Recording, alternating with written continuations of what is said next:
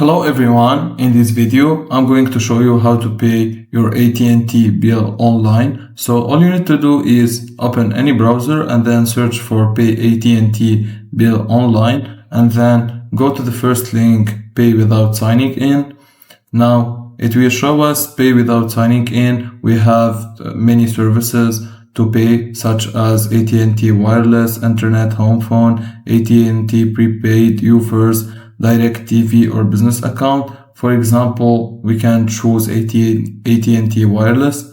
Now it will ask us to input your account number, AT&T wireless or account number, and then the billing zip code. If you are not sure about your zip code, you can just Google it and then you press on continue. After you input your data successfully, you will be redirected to the payment page. You will see how much you need to pay and then the options of payment such as credit card or PayPal or any payment method. And then you can just choose the payment method suitable to you and do your payment. If you are not sure about your account number or wireless, you need to sign in to your account. You follow this link and then you input your username, email and password, and then you just log into your account and search for your bills and pay your bill, and that's it.